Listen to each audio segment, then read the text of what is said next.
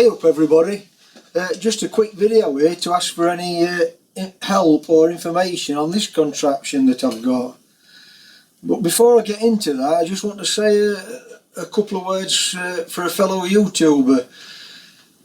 I got an alert this morning on my computer from Cliff's shed. He put this video up and he's had some really bad news. His shed's caught fire and well, if you take a look at his video, I mean, I'm gutted. I'm actually gutted for him because it's more or less wiped him out. Anyway, Cliff, I hope you can soon get back on track, and I wish you well. And a lesson there for all us that's ferreting away in our hobby shops, as sheds, as garages, as workshops. You can't be too careful, can you?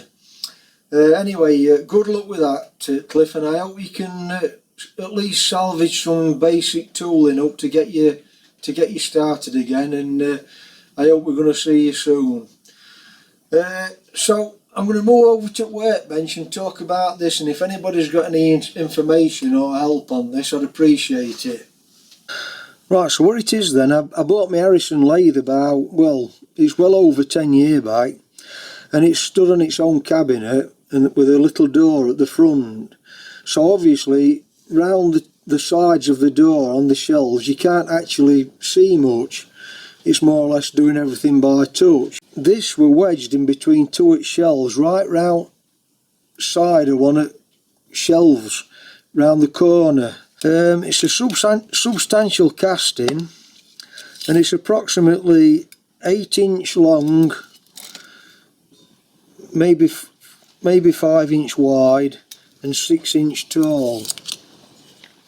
And it says on the label, a Shaler spring winder made by the Shaler company. I think how you pronounce that is Waupun, Wisconsin, made in USA. Now I've studied this for the last few days and I just can't fathom out how it works. It's got this casting bolted onto the side with a V in it, and this piece of metal's clamped in between that casting. I'm not quite sure if that's original with machine or what. Then on this side, this V's cast into it.